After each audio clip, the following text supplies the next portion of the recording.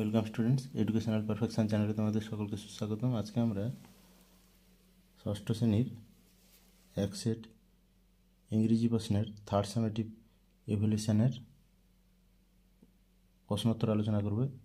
English কোশ্চেনের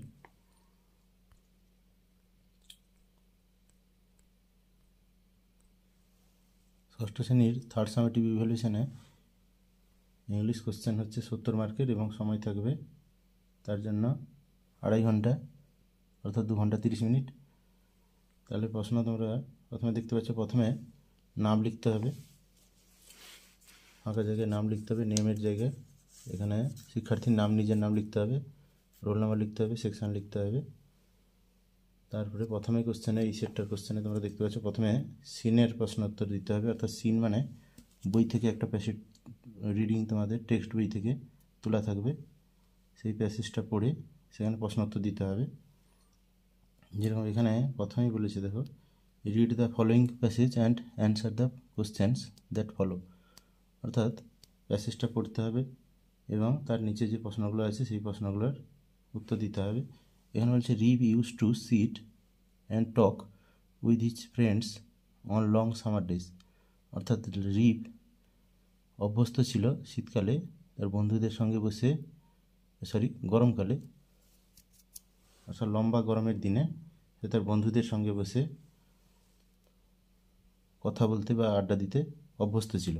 Nicolas Vedder, the landlord of the village inn, was Rip's good friend. আর Nicholas Vedder, যে হচ্ছে কিনা গ্রামের সরাইখানার প্রভু অর্থাৎ মালিক, সে ছিল নিকোলাস ভেডার, সে রিপের ভালো বন্ধু ছিল।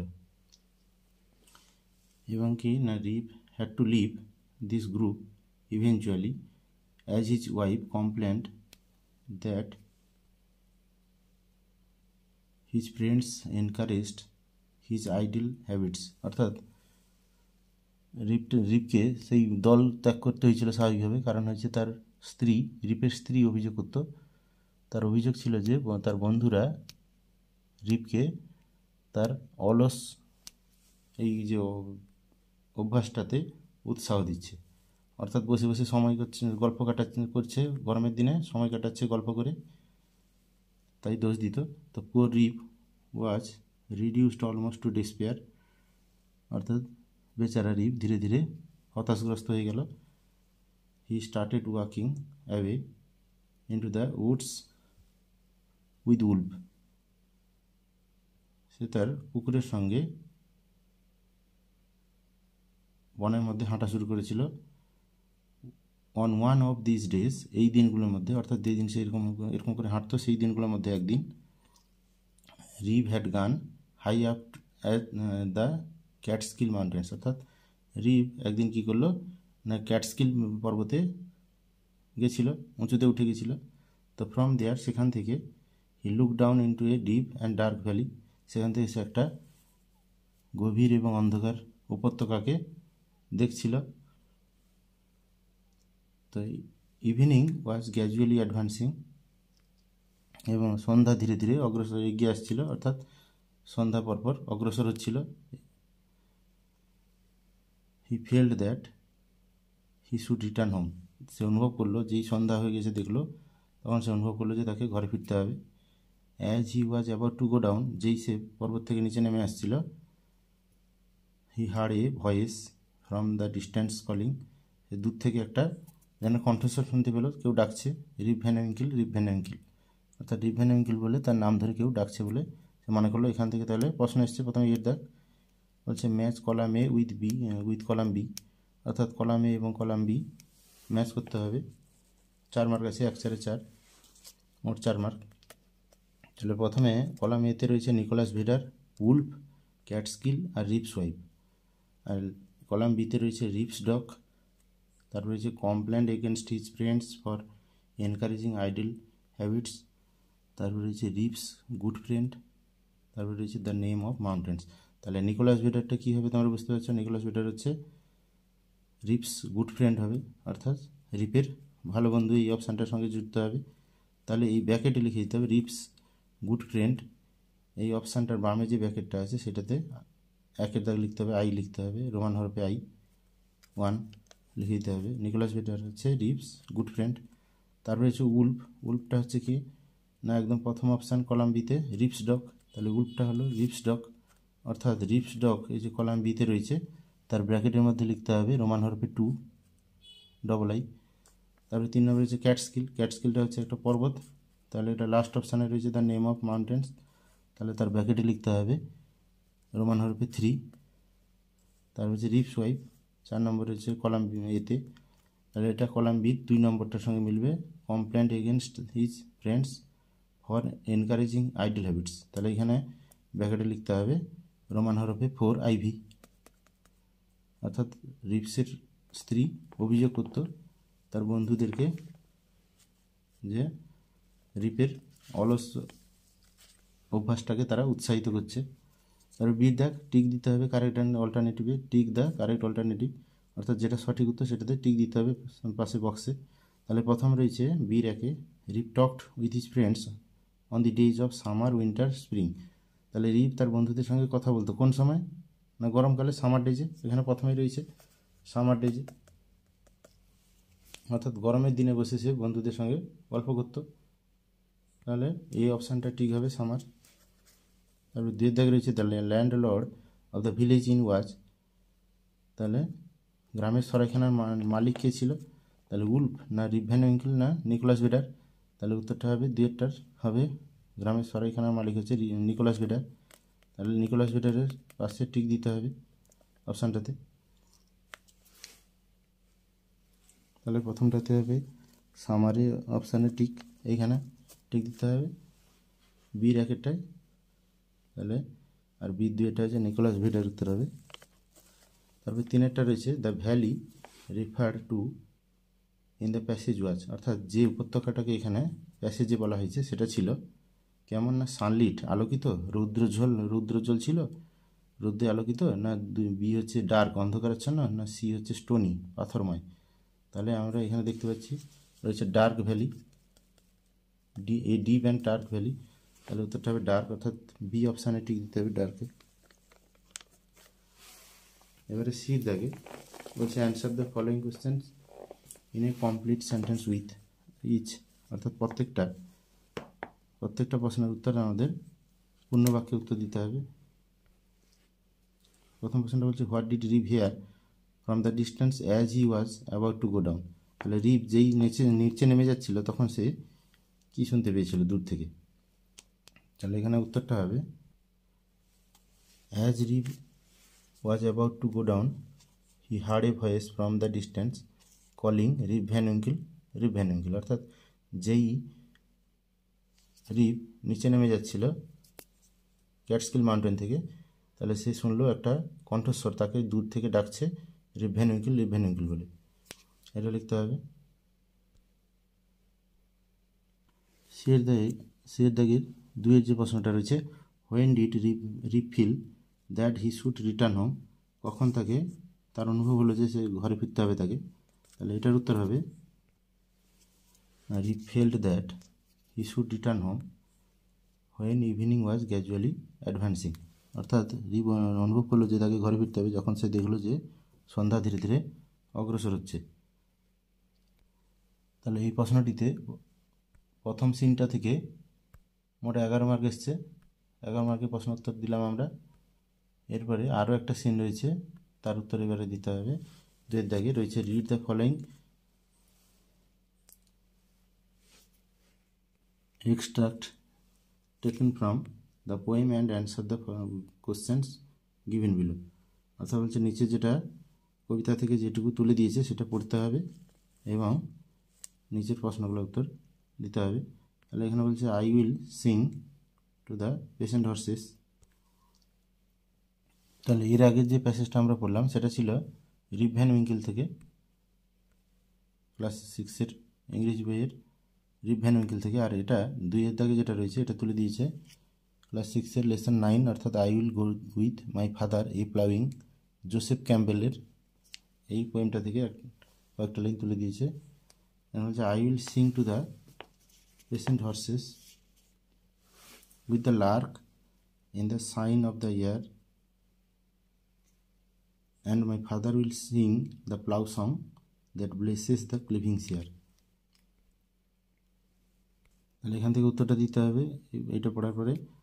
তাহলে এই হচ্ছে complete the following sentences with information from the extract, অর্থাৎ যেটা তুলে দিয়েছে সেখান থেকে ইনফরমেশান নিয়ে শূন্যস্থান পূরণ করতে হবে। তাহলে প্রথমে ড্যাশ দেওয়া হচ্ছে, dash will sing the plough song. তাহলে কে গান গাইবে? নাগলের গান। তাহলে উত্তরটা হবে কবির বাবা গান গাইবেন, অর্থাৎ পোয়েটস ফাদার। তাহলে উত্তরটা আমরা লিখব poet's father will sing the plough song, অর্থাৎ এখানে শূন্যস্থানে লিখব পোয়েটস ফাদার, অর্থাৎ কবির বাবা, অ্যাপোস্ট্রোফি দিতে হবে, মানে কবির বাবা। তারপর এর দুইটা রয়েছে, the child will sing to the horses along with dash.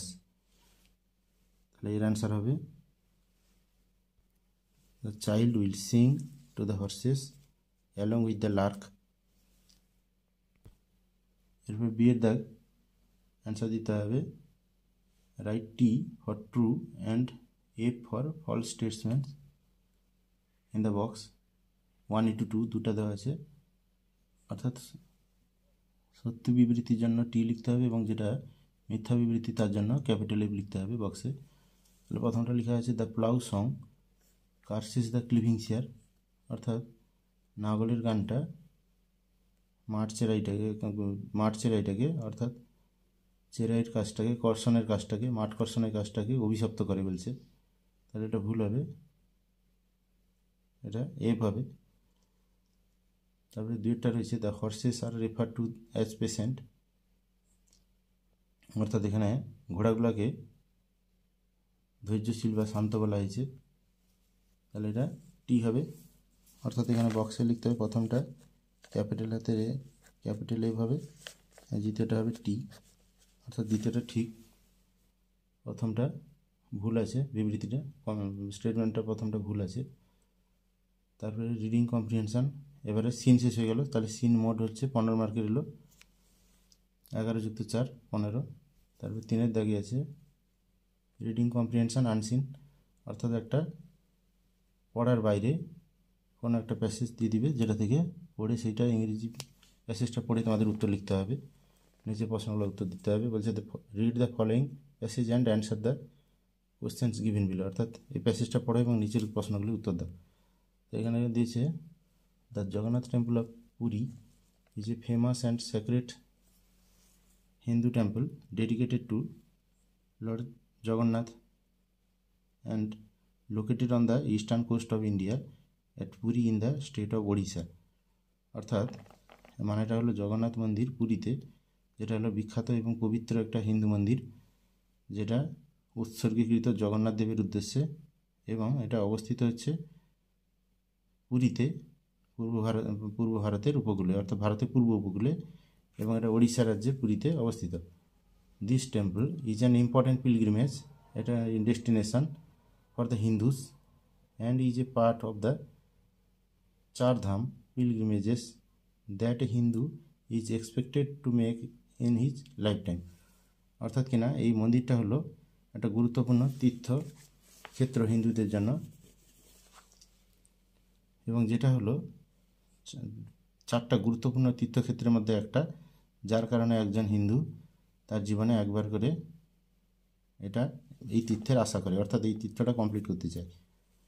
Even though most Hindu deities that are worshipped are made out of stone or metal, the image of lord Jagannath is wooden, অর্থাৎ এখানে আরও একটা বিশেষত্ব আছে, যেটা হলো যে বেশিরভাগ হিন্দু দেবতারা যারা পূজিত হন তারা বেশিরভাগ হয় পাথরের নতুবা ধাতুর মূর্তি হন বা ধাতুর দিয়ে তৈরি হন, কিন্তু এখানে লর্ড জগন্নাথের মূর্তিটা, অর্থাৎ ভগবান জগন্নাথের মূর্তিটা এখানে কাঠের তৈরি, উডেন এটা। This great temple was build in the 12th century by king Ananta Varman Chodaganga Dev, অর্থাৎ এই মন্দিরটা, এই বিখ্যাত মন্দিরটা গড়ে উঠেছিল 12শ শতকে রাজা অনন্ত বর্মন চোডাগঙ্গা দেবের দ্বারা, অর্থাৎ তিনি তখন রাজত্ব করতেন, তার দ্বারা এই মন্দিরটা গড়ে উঠেছিল। This temple is famous for its annual Rath Yatra or chariot festival, in which countless followers pay visit to have a glimpse of the Trinity, that is lord Jagannath, Balaram and Subhadra. অর্থাৎ এই যে মন্দিরটা, এই মন্দিরটা বিখ্যাত কেন? তার প্রতি বছরের অর্থাৎ বার্ষিক রথযাত্রার জন্য বিখ্যাত, যেটাকে বলে চ্যারিয়ট ফেস্টিভ্যাল অর্থাৎ রথের উৎসব। এবং এই রথযাত্রা উৎসবে অসংখ্য ভক্ত বা অসংখ্য অনুগামী এখানে এক ঝলক এই যে তিনজন দেবতা অর্থাৎ এক গ্লিম্পস মানে হচ্ছে এক ঝলক। তাহলে এখানে তিনজন যে দেবতা লর্ড জগন্নাথ, বলরাম এবং সুভদ্রা, এদেরকে এক ঝলক দেখার জন্য লক্ষ লক্ষ অনুগামী ভক্ত এই রথযাত্রায় সামিল হয়। তাহলে এখানে আমরা আনসিনটা পড়লাম, এখান থেকে উত্তর দিতে হবে। প্রথমে বলছি এ টিক দ্য কারেক্ট অল্টারনেটিভ, অর্থাৎ সঠিক অল্টারনেটিভটাকে টিক দিতে হবে। প্রথমে রয়েছে একের দাগে, the Jagannath temple is situated in the state of, A হচ্ছে ওয়েস্ট বেঙ্গল, বি হচ্ছে পুরী, সি হচ্ছে ওড়িশা। তাহলে জগন্নাথ মন্দিরটা কোন রাজ্যে অবস্থিত? তাহলে এটা 1 4 4 চারটা অপশান দিয়েছে, চারটা প্রশ্ন রয়েছে, এটা তিনটা অপশানের মধ্যে যেটা ঠিক হবে সেটাতে টিক দিতে হবে। তাহলে জগন্নাথ মন্দিরটা অবস্থিত হবে কোন রাজ্যে? ওয়েস্ট বেঙ্গল, পুরী, ওড়িশা। পুরী কোনো রাজ্য নয়, আর জগন্নাথ টেম্পলটা পশ্চিমবঙ্গে অবস্থিত নয়, এটা ওড়িশায় অবস্থিত। তাহলে ওড়িশা ঠিক হবে, অর্থাৎ থার্ড অপশান সি অপশানটা উত্তর হবে। তারপরে ডেটটা রয়েছে the image of lord Jagannath is made of, তাহলে জগন্নাথের যে মূর্তিটা, প্রতিকৃতিটা কী দিয়ে তৈরি? Stone, metal, wood. তাহলে উড হবে, কাঠ দিয়ে তৈরি, সি অপশানের উত্তর হবে এটাও। তার হচ্ছে the temple was build in, এই মন্দিরটা তৈরি হয়েছিল, এ হচ্ছে অপশান 12th সেঞ্চুরি, বি হচ্ছে 21st সেঞ্চুরি, 21st সেঞ্চুরি, আর সি হচ্ছে 11th সেঞ্চুরি। তাহলে এর অ্যান্সারটা হবে এই অপশান হবে 12th সেঞ্চুরি, অর্থাৎ দ্বাদশ শতকে এটা এই মন্দিরটা গড়ে উঠেছিল। তারপর চারটা হচ্ছে the annual Rath Yatra is paid visit by, অর্থাৎ বার্ষিক যে রথযাত্রা এটা দর্শন করেন, কে দর্শন করেন? না the kings, countless deities, countless followers. তাহলে উত্তরটা হবে কাউন্টলেস ফলোয়ার্স, অসংখ্য অনুগামী দর্শন করেন। তাহলে সি অপশানে ঠিক হবে। এবারে বি থেকে বলছে write T for true and F for false statements, অর্থাৎ যেটা সত্যি সেটা টি লিখতে হবে বড় হাতের, এবং যেটা মিথ্যা বিবৃতি তার জন্য এফ লিখতে হবে বক্সে। Also supply the supporting statements, অর্থাৎ টিএফ শুধু লিখলে হবে না, টিএফ লেখার কারণ, যে বাক্যটা দেখে তোমাদের মনে হচ্ছে টি বাই এফ, এই রিডিং থেকে, সেই প্যাসেজ থেকে সেই বাক্যটাকে অর্থাৎ সাপোর্টিং স্টেটমেন্টসটা তুলে ধরতে হবে, এবং যেখানে এসএস রয়েছে সেখানে এই ব্ল্যাঙ্কে লিখতে হবে। তাহলে প্রথম টি আই এফ লিখতে হবে বক্সে, তার সাপেক্ষে কেন টি বাই এফ বলা হচ্ছে, মানে অর্থাৎ বিবৃতিটা সত্যি কি মিথ্যা তার জন্য তার সাপোর্টিং স্টেটমেন্টস অর্থাৎ তার সপক্ষে বিবৃতিটা এই প্যাসেজ থেকে তুলে ধরতে হবে। তাহলে প্রথমে রয়েছে বি র্যাকেটটা রয়েছে most Hindu deities are made out of only stone, বেশিরভাগ হিন্দু দেবতা শুধুমাত্র পাথর দিয়ে তৈরি। তাহলে অনলি স্টোন বলেছে, অর্থাৎ অনলি মানে শুধুমাত্র পাথর। তাহলে আমরা এখানে রিডিংয়ে দেখেছি শুধুমাত্র পাথর নয়, এখানে লেখা আছে দ্যাট আর ওয়ারশিপড, ওই যেখানে রয়েছে even though most Hindu deities that are worshipped are made out of stone or metal, অর্থাৎ কিনা স্টোন অর মেটাল আছে। তাহলে মেটাল, স্টোন অর্থাৎ ধাতু এবং পাথর দু রকম জিনিস দিয়ে তৈরি হয় বেশিরভাগ হিন্দু দেবতা। তাহলে এটা এফ হবে, অর্থাৎ এটা শুধুমাত্র স্টোন দিয়ে নয়। তাহলে এটা বাক্সে প্রথমে এফ লিখতে হবে, এই বক্সে প্রথমে এফ লিখতে হবে, অর্থাৎ বিবৃতিটা ভুল, এবং তার সাপেক্ষে এবারে কেন ভুল সেটা স্টেটমেন্টস দিতে হবে এসএসে। তাহলে আমাদের বক্সে এফ লেখার পরে সাপোর্টিং স্টেটমেন্টটা দিতে হবে even though most Hindu deities that are worshipped are made out of stone or metal, the image of lord Jagannath is wooden. তাহলে এই সাপোর্টিং স্টেটমেন্টটা দিতে হবে এসএসের জায়গায়। এবারে বি দুয়েটা রয়েছে the Jagannath temple is situated on the western coast of India, অর্থাৎ জগন্নাথ মন্দিরটা ভারতের পশ্চিম উপকূলে অবস্থিত এটা বলছে। তাহলে এটাও ভুল হবে, এটাও এফ লিখতে হবে বক্সের ঘরে, এবং সাপোর্টিং স্টেটমেন্ট দিতে হবে এসএসের কাছে, এইখানে লিখে দিতে হবে সাপোর্টিং স্টেটমেন্টটা কেন এফ বলছি। তাহলে সাপোর্টিং স্টেটমেন্টটা হবে যে কেন জগন্নাথ টেম্পল পশ্চিম উপকূলে অবস্থিত হবে না, মিথ্যা হবে কেন এই বিবৃতিটা, না দেওয়া আছে সেখানে the Jagannath temple of Puri এই যে ফেমাস অ্যান্ড স্যাক্রেড, অর্থাৎ প্রথম একদম যেটা বাঁকুড়া দেওয়া ছিল, Hindu temple dedicated to lord Jagannath and located, এই লোকেটেড মানে অবস্থিত, তাহলে on the eastern coast of India at Puri in the state of Odisha. তাহলে এই বিবৃতিটা থেকে আমরা বুঝতে পারছি, এই সাপোর্টিং স্টেটমেন্টসটা থেকে, এই যে located on the eastern coast of India, এখান থেকে আমরা বুঝতে পারছি যে এটা যেটা দেওয়া আছে সেটা ফলস স্টেটমেন্টস, অর্থাৎ এই লিখছি আমরা সেই কারণে। তাহলে সাপোর্টিং স্টেটমেন্টটা তুলে দিব। তারপরে তিনটা রয়েছে, the temple was built in the reign of king Ananta Varman Chodaganga Dev, অর্থাৎ এই মন্দিরটা রাজা অনন্ত বর্মন চোটাগঙ্গা দেবের আমলে তৈরি হয়েছিল। তাহলে সাপোর্টিং স্টেটমেন্টসটা লিখতে হবে, তার আগে এখানে টি লিখতে হবে, এটা ঠিক আছে, অর্থাৎ এটা ঠিক স্টেটমেন্টস, টি দিতে হবে ক্যাপিটাল ডি বক্সে। তারপর এসএসটা লিখতে হবে, এসএসটা হবে, সাপোর্টিং স্টেটমেন্টসটা হবে যে this great temple was built in the 12th century by king Ananta Varman Chodaganga Dev, অর্থাৎ এই বড় মন্দিরটা দ্বাদশ শতকে রাজা অনন্ত বর্মন চোটাগঙ্গা দেবের আমলে তৈরি হয়েছিল। এরপরে সি দাগে রয়েছে fill in the following chart with information from the passage, অর্থাৎ আনসিন প্যাসেজটা থেকে যেটা পড়া হয়েছিল সেখান থেকে এই চারটা পূরণ করতে হবে। তাহলে চারটে কজ আর এফেক্ট রয়েছে। কজ মানে হচ্ছে কারণ, কারণে ঘরে পূরণ করতে হবে, আর এফেক্ট রয়েছে, এফেক্টটা লেখা আছে প্রথমেরটা, কজটা ফাঁকা রয়েছে, অর্থাৎ কজে পূরণ করতে হবে। কারণটা কি? এফেক্ট মানে ফলাফল। তাহলে ফলে কী হয়েছিল না, Jagannath temple is famous to the countless followers, অর্থাৎ অসংখ্য ভক্তের কাছে জগন্নাথ মন্দিরটা বিখ্যাত। এবার এর কারণটা কি না, কজটা কী হবে না, তাহলে আমরা কজের ঘরে লিখব না, এফেক্টটা ছিল the Jagannath temple is famous to the countless followers, অর্থাৎ অসংখ্য ভক্তের কাছে জগন্নাথ মন্দিরটা খুব প্রিয়। এর কারণটা হলো, আমরা কারণের ঘরে লিখব the Jagannath temple is famous for its annual Rath Yatra or chariot festival, অর্থাৎ বার্ষিক রথযাত্রা এবং অর্থাৎ রথের যে উৎসব তার জন্য এই জগন্নাথ মন্দিরটা বিখ্যাত। তারপরে কজ দেওয়া আছে that temple is a part of the Chardham যাত্রা পিলগ্রিমেজেস, অর্থাৎ এটা হলো চারধাম যাত্রা বা তীর্থের অংশ, এটা একটা এই মন্দিরটা। তাহলে এর ফলে কী হলো, এফেক্টটা ফাঁকা আছে, এফেক্টটার ঘরে উত্তর লিখতে হবে। তাহলে এটা লিখব, তাহলে আমরা লিখব যে দিস টেম্পল, এফেক্টের ঘরে লিখব this temple is an important pilgrimage destination for the Hindus and a Hindu is expected to make in his life time, অর্থাৎ কিনা এই মন্দিরটা একটা গুরুত্বপূর্ণ, হিন্দুদের জন্য একটা গুরুত্বপূর্ণ তীর্থক্ষেত্র, এবং একজন হিন্দু সবসময় তার জীবনে এই তীর্থক্ষেত্রটা আশা করে, জীবনে একবার আশা করে। তারপরে যে name the 3 Hindus deities mention in the passage, অর্থাৎ এই প্যাসেজে যে 3জন হিন্দু দেবতার কথা বলা হয়েছে তাদের নামটা লিখতে হবে, 1 মার্ক দেওয়া আছে এটা।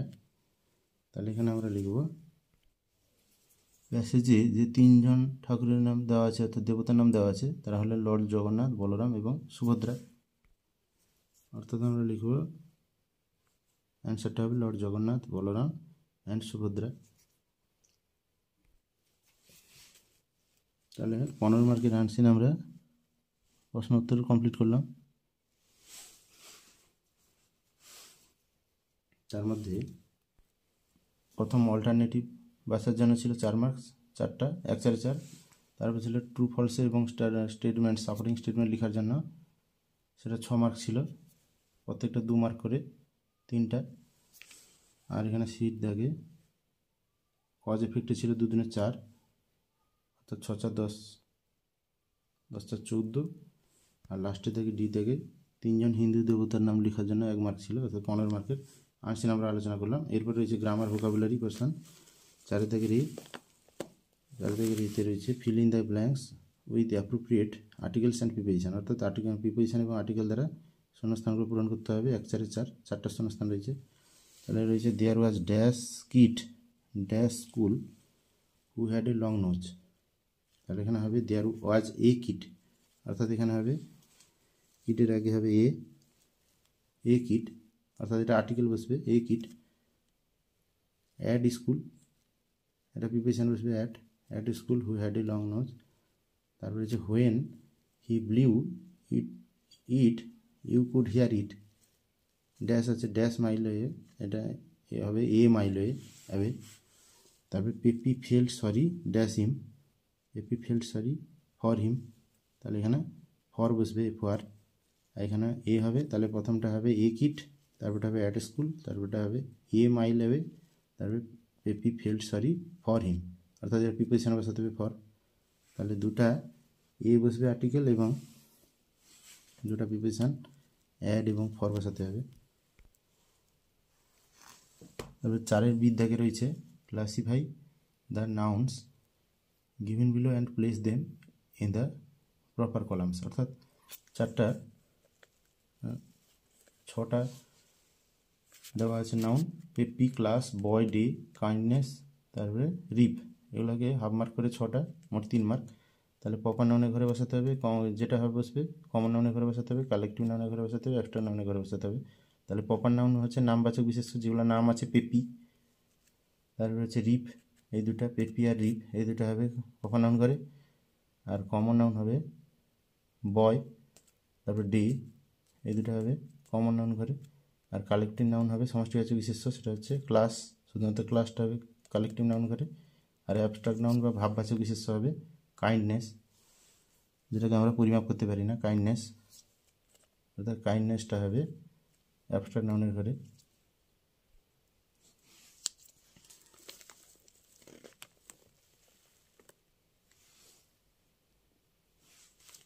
কাইন্ডনেস অর্থাৎ মহানুভবতা, এটা অ্যাবস্ট্রাক্ট নাউন হবে। ক্লাস হবে কালেকটিভ নাউন, কেননা ক্লাস একজনকে বোঝায় না, ক্লাস বলতে একাধিক ছাত্রকে বোঝায়, একসঙ্গে অনেকজনের সমষ্টি।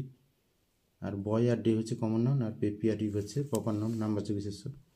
আর কমন নাউন হচ্ছে জাতিবাচক বিশেষ্য, বয় আর ডে আসবে, যেটা সাধারণভাবে বোঝাচ্ছে। তারপরে সিট দেখে রয়েছে identify the types of sentences given below, 1-4-4, অর্থাৎ 4টা সেন্টেন্স কী প্রকার সেন্টেন্স সেটা লিখতে হবে। প্রথম রয়েছে surely it is Van Winkle, the note of exclamation দেওয়া আছে, তাহলে অ্যান্সারের ঘরে এইখানে লিখতে হবে কী ধরনের এটা সেন্টেন্স। তারপরে হচ্ছে where have you been these 20 long years, question note of interrogation অর্থাৎ কোশ্চেন মার্ক দেওয়া আছে। এখানে অ্যান্সারে এই বাক্যটা কী ধরনের বাক্য এটা লিখতে হবে, ইংলিশ সেন্টেন্সটা কী ধরনের সেন্টেন্স লিখতে হবে এখানে। তারপরে লেখা আছে 3 নম্বর হচ্ছে আই এম এ কিং, তাহলে ফুল স্টপ দেওয়া আছে, এটা হচ্ছে অ্যান্সার দেওয়া আছে যেখানে, সেখানে কী ধরনের সেন্টেন্স এটা লিখতে হবে। তারপরে 4 নম্বর হচ্ছে মে গড ব্লেস ইউ, অ্যান্সারের জায়গায় কী ধরনের বাক্য এটা সেন্টেন্সটা লিখতে হবে। তাহলে সি এর একটা হবে নোট অফ এক্সক্লামেশন ছিল, অর্থাৎ বিশেষসূচক চিহ্ন ছিল, তাহলে প্রথমটা হবে এক্সক্লামেটরি সেন্টেন্স সি র্যাকেটটা। 2টা ছিল কোশ্চেন মার্ক, অর্থাৎ প্রশ্ন চিহ্ন ছিল, তাহলে এটা হবে ইন্টারোগেটিভ সেন্টেন্স, অর্থাৎ প্রশ্নবোধক বাক্য 2টা। তারপর এটা বলেছিল I M a king, full stop ছিল, এটা হবে অ্যাসার্টিভ সেন্টেন্স, অর্থাৎ নির্দেশক বাক্য।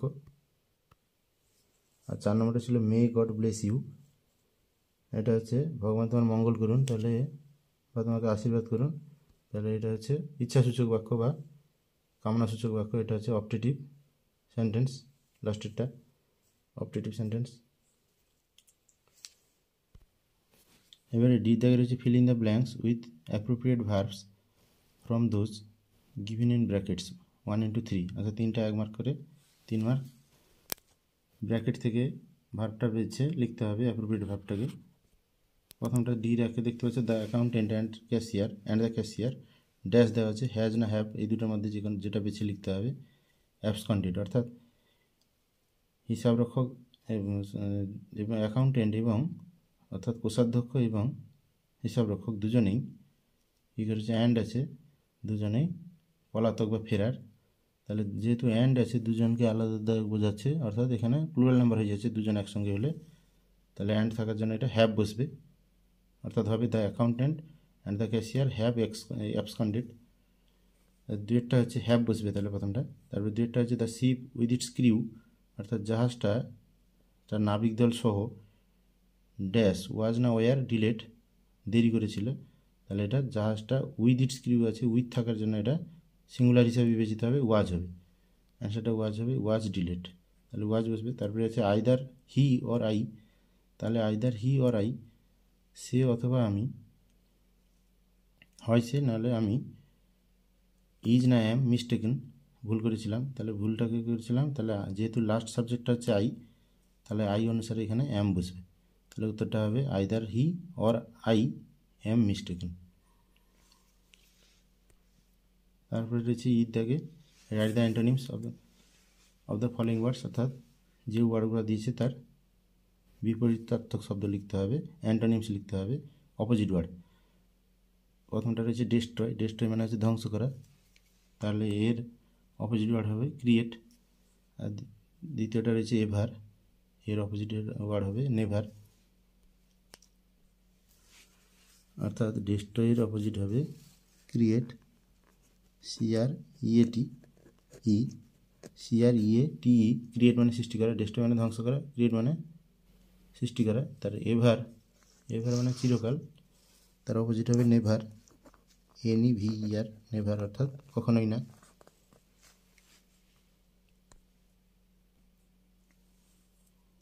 তাহলে এখানে আমরা এফের দাগ দেখতে পাচ্ছি যে use appropriate suffix or prefix with the following words to make the new ones 1 × 4 = 4, অর্থাৎ চারটা শব্দ রয়েছে, এদের সাফিক্স প্রিফিক্স যোগ করে নতুন শব্দ তৈরি করতে হবে।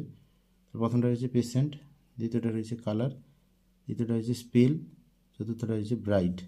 তাহলে সাফিক্স প্রিফিক্স যোগ করার পরে কী হবে এটা লিখতে হবে, এই ড্যাশ যেখানে দেওয়া আছে এগুলোতে লিখতে হবে। তাহলে পেশেন্টের এতে হবে ইমপেশেন্ট, আইএম যোগ করতে হবে সামনে, অর্থাৎ প্রিফিক্স ইম যোগ করতে হবে, তাহলে ইমপেশেন্ট মানে হচ্ছে অধৈর্য। তার 2 নম্বর ছিল কালার মানে রং, তাহলে তার এতে সাফিক্স যোগ করতে হবে লেস, LESS, অর্থাৎ হবে শব্দটা হবে কালারলেস, কালারলেস মানে হচ্ছে বর্ণহীন। তারপরে 3 নম্বর ছিল স্পেল মানে হচ্ছে বানান করা, এটা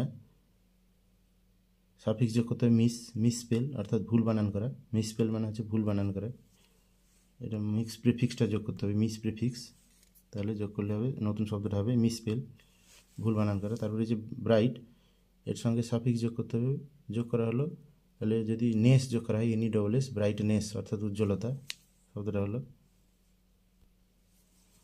তারপরে রাইটিং স্কিল হয়েছে 5-এর দাগে develop a story within 60 words based on the following hints, add a suitable title to it, অর্থাৎ একটা টাইটেল দিতে হবে গল্পটার এবং একটা গল্পটা কমপ্লিট করতে হবে। হিন্টস রয়েছে an old lady loses vision, calls in doctor, agrees to pay a large fee if cured, doctor removes some of her furniture daily, lady is cured, she refuses to pay, says she cannot see any of her furniture। তাহলে এটা মোট 2 + 8 অর্থাৎ 10 marks রয়েছে, এবং নিচে গল্প লেখার জায়গা দেওয়া আছে, স্পেস দেওয়া আছে গল্প লেখার জন্য, তাহলে 5-এর দাগে এটা 10 মার্ক। তারপরে রয়েছে 6-এর দাগ you have all seen an ice cream pedlar pushing his cart either in front of your house or school, তাহলে অর্থাৎ আমরা দেখেছো যে তুমি দেখতে পাচ্ছ যে একটা আইসক্রিম ভ্যান, যেটা কিনা তোমার স্কুলের সামনে ঠেলে বা তোমার ঘরের সামনে সবসময় ঠেলে বিক্রি করে, আইসক্রিম বিক্রি করে। Write a paragraph in about 60 words on what you think he does after he has finished selling all his ice creams, অর্থাৎ সে যখন, তুমি একটা প্যারাগ্রাফ লেখো 60 শব্দের মধ্যে, তুমি কি চিন্তা করো যখন সে তার আইসক্রিমগুলো বিক্রি শেষে সে কী করে, সেটা সম্বন্ধে তুমি কী চিন্তা করো, এটা 10 মার্ক লিখতে হবে। তাহলে রাইটিংগুলো অন্য দিন আলোচনা করা যাবে অন্য ভিডিওতে, পরের ভিডিওতে। আমরা এই ধরনের ভিডিও পাওয়ার জন্য অবশ্যই আমাদের চ্যানেল এডুকেশনাল পারফেকশন চ্যানেলটিকে অবশ্যই সাবস্ক্রাইব করে রাখবে এবং পাশের বেল আইকনটিকে প্রেস বা অন করে অল অপশানটিকে সিলেক্ট করে রাখবে, তাহলে তোমাদের আপডেট থাকার সুবিধা হবে। আর আজকে ভিডিওটি যথেষ্ট বড় হয়েছে, তাহলে আজকে এই পর্যন্ত রাখি। আর ভিডিও যদি ভালো লাগে বা কোনো কাজে লাগে, তোমাদের কাজে লাগলে অবশ্যই একটি লাইক করবে এবং বন্ধুদের মধ্যে শেয়ার করবে,